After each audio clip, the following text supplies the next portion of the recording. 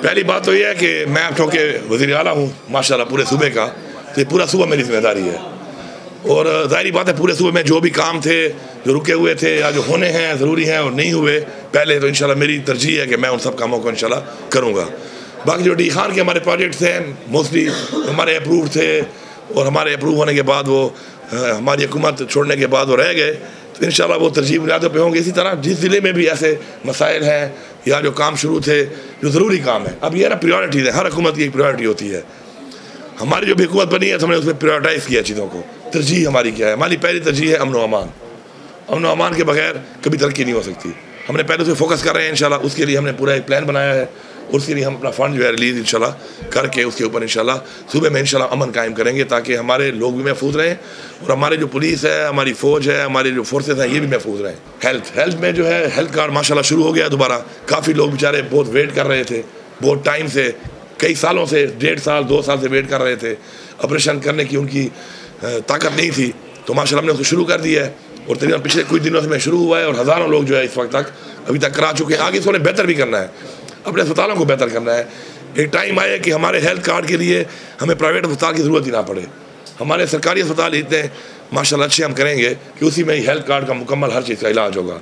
आना है इस मुल्क में, बेरोज़गारी बहुत बढ़ गई, कारोबार नहीं है, बिजली का यूनिट 16 रुपये का था अब 80 रुपये का है, बिजली मिलती भी नहीं है, गैस के ही हालात हैं, बहुत ज़्यादा महंगी हो गई है, खुराक खाने पीने की चीज़ें बहुत महंगी हो गई हैं, पेट्रोल डीजल जो चीज़ भी आप नाम लें वो इतनी महंगाई हो चुकी है और कारोबार और रोज़गार भी नहीं है। तो माशाल्लाह हमने अभी रमज़ान के हवाले से एक डाटा के तहत जो हमारे पास है एहसास का डाटा, 8.5 लाख ख़ानदानों को हम लोग इंशाल्लाह अभी ये मंडे से इंशाल्लाह, लेकिन हम चाहते हैं कि एक ट्रांसपेरेंट सिस्टम होना चाहिए, हर चीज़ में सियासत नहीं करनी चाहिए। अभी जितनी भी आवाम है सारी हमारी जिम्मेदारी है, उसमें जो हमारे पास डाटा मौजूद है 25% से जो नीचे लोग हैं गुरबत की लकीर से, उनके 8.5 लाख ख़ानदान जो है के पी के, सबको इंशाल्लाह 10,000 रुपये और बड़ी इज़्ज़त से मिलेगा। ये ट्रकों में खड़े करके, लाइनों में खड़ा करके, धक्के करके ये तरीका नहीं है। ये लोगों का हक़ है, उनको अपने हक़ की तरह मिलना चाहिए। उनकी तज़लील हम नहीं करना चाहते, इज़्ज़त से हम देंगे इंशाल्लाह, सबको मिलेगा। इसलिए एक प्रोसेस में टाइम लग गया क्योंकि हमारी हुकूमत जैसे आई रमज़ान आ गया, क्योंकि हमने एक नया उसके तहत हम कर रहे हैं और बैंक से हमारा एग्रीमेंट हो गया। मंडे से इंशाल्लाह पैसों को ट्रांसफ़र हमने कर दिया था, मंडे से वो शुरू कर देंगे। कि हमारी जो प्रायोरिटीज़ हैं रिगार्डिंग इंफ्रास्ट्रक्चर सूबे की, तो उसमें मेरी प्रायोरिटी है कि मैं वो काम करूँ जिससे सूबा अपने पाँव में खड़ा हो। ये ऐसे प्रोजेक्ट हम बार बार करते हैं कि जो हुकूमत के सफ़ेद हाथी बन जाते हैं, उनसे ज़रूरी है कि हम लोग अपनी फूड सिक्योरिटी के लिए कुछ करें। अभी पाकिस्तान का बहुत बड़ा मसला है फूड सिक्योरिटी का, और महंगाई भी इसलिए है कि जब चीज़ कम होती है तो महंगी होती है। तो इंशाल्लाह लिफ्ट कनाल हम बना रहे हैं, वो इंशाल्लाह हम बनाएंगे। इस तरह टांग जाम जो है, क्योंकि साउथ के भी में एक पोटेंशियल है, उस पर भी इंशाल्लाह मैंने मीटिंग्स की हैं, उसको भी हम शुरू करेंगे, उससे भी काफ़ी ज़मीन रकबा आबाद होगा। स्किल ट्रेनिंग से ये है कि स्किल ट्रेनिंग में अब मैं कुछ ममालिक से मेरी बात है, मैं मज़ीद उसको मैच्योर करूँगा, मैं कुछ वीज़े लाऊँगा। हमारे लोग काफ़ी माशाल्लाह केपी के लोग स्पेशली जो है वो काफ़ी मेहनत कश हैं और जाते हैं बाहर मुल्कों में, मेहनत करते हैं, मजदूरी करते हैं। तो मैं चाहता हूँ कि मेहनत मजदूरी के अलावा थोड़ी टेक्निकल ट्रेनिंग दें उनको, ताकि वो आगे बढ़ सकें। सारी मजदूर ही रहता है, अगर वो टेक्निकल ट्रेनिंग कर लेगा तो वो मजदूरी से आगे बढ़ेगा, इलेक्ट्रिशियन बनेगा, फिर उसमें ऊपर जाएगा। तो इंशाल्लाह वो ट्रेनिंग हमने देनी है बहुत जल्द, और हमें लोगों को बाहर मुल्क भेजना है ट्रेन करके। ये कर्जे लेकर तो कौमें नहीं बनती है, कर्जा लिए जाओ, फिर सूद ना दो, फिर उस पर कर्जा लो, फिर वो सूद उतारो कर्जे में। तो ये हमें निकलना पड़ेगा इसे इंशाल्लाह, और हम इसके ऊपर काम करेंगे और इंशाल्लाह आपको देखेंगे कि सूबे के अंदर हमारे जो बकाया देने हैं इन्होंने, वो हमारा हक़ है, मांगते हैं। मैं उसकी मीटिंग करके आया हूँ, उसके ऊपर मैंने बड़ा क्लैरिटी से बताया उनको कि मेरे सूबे का जो हक़ है, मेरे सूबे के जवान का हक़ है, वो आपको देना पड़ेगा। हाँ ठीक है, आपके हालात ठीक नहीं होंगे, आप मुझे इकट्ठा ना दें, लेकिन ये नहीं हो सकता कि आप मुझे इनकारी हो जाए कि मैं नहीं देता हूँ, क्योंकि ये पैसा मेरा कोई खैरात या भीख तो नहीं है, मेरा हक़ है। मेरा सूबा आपको बिजली दे रहा है और बिजली इतनी सस्ती दे रहा है आपको, और आप मुझ पर इतनी महंगी बिजली बेच रहे हैं, पूरे पाकिस्तान में बेच रहे हैं, और मुझे आप उसके पैसे भी ना दें जो आपने मेरे साथ एग्रीमेंट किया हुआ है। तो ये तो फिर मजाक हुआ, ये तो वाली बात हुई कि जी हमें आप कोई समझते ही नहीं है, या आपको हमारी आवाज़ या कोई हमारा जो एहतजाज है वो आपके लिए मैटर ही नहीं करता। ये ऐसा नहीं है। इस तरह गैस है हम दे रहे हैं, बहुत थोड़ा हमें उसके ऊपर जो है चार्जेस हैं रॉयल्टी के, वो भी आप हमें ना दें, तो ऐसे नहीं चलेगा। इसके ऊपर हमने बात की है उनसे, और हमारी उसके ऊपर भरपूर तरीके से हमारी बात होगी। हम भरपूर तरीके से अपना हक़ मांगते हैं और इंशाल्लाह अपना हक़ हम लेके रहेंगे। और ये हक़ कोई ये नहीं कि मेरी ज़ात के लिए है। अगर मैं कुर्सी पे, मुझे आज अल्लाह ताला ने बिठाया, इमरान खान ने बिठाया, इस आवाम के लिए जो मेरे ऊपर जिम्मेदारी है, तो अगर मैं नहीं कर सकता पूरी, तो ऐसी कुर्सी का फ़ायदा भी नहीं है। मैं क्यों उस जहाँ अल्लाह ताला के सामने अपने आप को शर्मिंदा कराऊँ? शुक्र अल्लाह का दिया सब कुछ है मेरे पास। हमारी सिर्फ एक सूबे में हुकूमत है, हमारा मैंडेट चोरी हुआ है, आप सबके सामने है जिस तरीके से उन्होंने मैंडेट चोरी किया है। हमारे लोगों का 36,000 वाले को पराए को 136 कर दिया, हमारे 1,36,000 वाले को 36,000 कर दिया, जो डाका डाला है इन्होंने मैंडेट के ऊपर।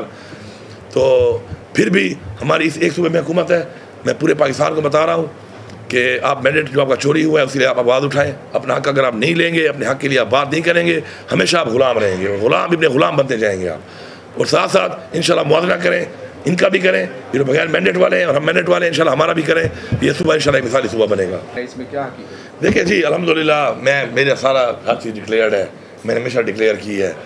और जब से मैं समझता हूँ कि मैं वो पॉलिटिशियन हूँ कि जब से मैंने पॉलिटिक्स शुरू की है, अल्हम्दुलिल्लाह मेरे पे नैब ने पूरी इंक्वायरी की हुई है। इनके रिकॉर्ड के मुताबिक 5300 कनाल ज़मीन में बाप दादे की बेच चुका हूँ। मैं पूछता हूँ कि पाकिस्तान में इतना बड़ा कोई ज़मींदार भी है इसकी 5300 कनाल 27 मुरबे इसकी ज़मीन की मलकियत हो, मैं तो बेच चुका हूँ। बाकी मैं इस चीज़ों पे न गिला करता हूँ, मैं खुश होता हूँ कि ठीक है आओ करो एहतसाब, अच्छी बात है। अगर मैं एहतसाब के ऊपर एतराज़ करूँगा तो ज़ाहिर बात है फिर तो एहतसाब होगा नहीं इस मुल्क में। तो मैं तो वेलकम करता हूँ हमेशा कि आएँ। पहले भी मेरे पे इस तरह हुए हैं, इन्होंने मेरे पे किए हैं मुख्तलिफ, मैंने कभी हमेशा मैंने कहा है बिल्कुल वेलकम आप करें, आप देखें। अब अगर हम इंसाफ से भागेंगे तो हम किसी और कैसे कर सकते हैं। तो उसमें मुझे कोई ना मसला है, मेरी हर चीज़ क्लियर है, मैं उसके लिए तैयार भी हूँ और मैं खुशामदीद कहता हूँ कि वेल डन आओ। लेकिन ये है कि एक रात सपोर्ट करो। फिर मेरे पे आपने किए इंक्वायरियाँ, दुख की बात यह है कि मेरे मरी हुई माँ पे, मेरी बहनों पे, मेरे छोटे छोटे बच्चों पे, मेरी बेटियों पे आपने पूरे पाकिस्तान में आपने इंक्वायरी की है कि कहाँ कहाँ उनके नाम पे कुछ है नहीं है। जब फिर नहीं निकला और ये निकला जब कि 5300 कनाल बेची है, फिर चेयरमैन नैब साहब एक अवार्ड भी मुझे दे दो।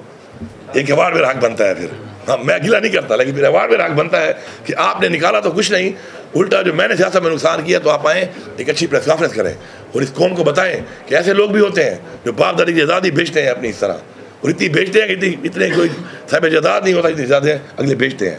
तो इससे लोगों को एक इंसेंटिव मिलेगा। और मैं एक दिन इमरान खान साहब को कह रहा था, मुझे याद है मैंने खान साहब को कहा, मैंने खान साहब आज तक अपने अवार्ड दिए हैं, हमारे सदारती अवार्ड होते हैं, जब हम फेडरल गवर्नमेंट में गए तो इवेंट होते थे, हमें भी जाना पड़ता था। तो मैंने कहा आज तक ईमानदारी पे अवार्ड नहीं दिया आपने नोट किया है? गाना अच्छा गाता है, अच्छा एक्टर है, अच्छी एक्ट्रेस है, अच्छा डांसर है, अच्छा मुसव्विर है, अच्छा प्लेयर है, अच्छा किताब लिखने वाला मुसन्निफ है, अच्छा फौजी है, अच्छा सिपाही है, अच्छा उस्ताद है, प्रोफेसर है, हर चीज़ का अवार्ड है। एक चीज़ का अवार्ड नहीं है, ईमानदारी का। अगर हम ईमानदारी का भी सारा अवार्ड दें तो कौम ईमानदारी की तरफ जाएगी। एक कौम ईमानदारी का अवार्ड नहीं देती है, फिर कहते हो ईमानदार बनो, कैसे बनेंगे? तो इस तरह कुछ चीज़ें हैं जो हमें लानी है सिस्टम के अंदर, इंशाल्लाह वो हो जाएंगी। तो ये रिश्वत, आप रिश्वत देना छोड़ दें, रिश्वत लेने वाले ख़त्म हो जाएंगे। पहले तो आप खुद रिश्वत दे रहे हो, आप लोग क्यों खरीदते हो? आप पैसों पर ना खरीदो, आप नहीं खरीदोगे नौकरियाँ नहीं बिकेंगी। खुद ही खरीदते हो, दाम लगाते हो, लोगों को इस काम पे लगाते हो, फिर कहते हो नौकरियाँ बिकती हैं। ऐसे तो नहीं है, नौकरी खरीदता कौन? रिश्वत लेने और देने वाला दोनों जन्मी है। खुद जन्मी बन रहे हो, फिर अगले से गिला कर रहे हो कि ये भी जन्मी है, तो आप खुद जन्मी बन रहे हो। आप 5-6 पे कारोबार क्यों नहीं करते? इज्जत का चपरासी बन के आप धराते पे खड़े होने को तैयार हो, 6-7 लाख रुपये भर के, अब इसी साल से कारोबार करो। क्यों नहीं करते आप लोग? क्योंकि आप खुद जन्मी बनने के लिए तैयार बैठे हो। मैं आपको लिख के देता हूँ कि रिश्वत देना, पूरी कौम फैसला करेगा रिश्वत नहीं देंगे, रिश्वत खत्म है, ज़रूरत ही नहीं है ना एंटी करप्शन की ना नैब की। लेकिन फिर क्या होगा? फिर मैं कहूँगा चलो ये तो नहीं दे रहे, चलो मैं देखिए अपना काम करवा लूँ। जब मैं अपनी मैं में रहता हूँ ना कि मेरा काम हो जाए, मेरा मसला हल हो जाए, मेरा बेटा लग जाए, मेरी बेटी लग जाए, तो फिर जब आप मैं में रहेंगे तो फिर मैं कौमें बनती हैं हमसे, मैं से नहीं बनती।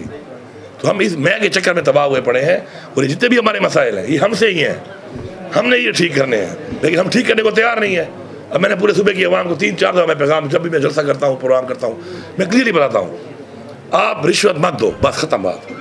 अगर रिश्वत मांगते हो तो हाथ डालो। आप क्यों हाथ नहीं डालते हो आप उसको? जब कुरान में हुक्म है, अल्लाह ताला का हुक्म है कि रिश्वत लेने और देने वाला जन्मी है, एक जन्मी शख्स आपसे ज़्यादा बहादुर है। अब इतने कमज़ोर हो गए, क्यों देते हैं आप? ना दें, आप किसी में जरूरत ही नहीं आपसे ले सके।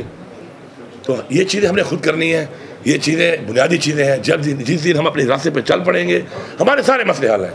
अपने घर में आप आते हो, जब घर बनाते हो, ईंट एक ईंट चेक करते हो, एक ईंट कि ख़राब तो नहीं है। आपके टैक्स के पैसे, आपका रोड बन रहा है, आपकी गली बन रही है, आपको परवाह ही नहीं है, आप खड़े ही नहीं होते उसके ऊपर।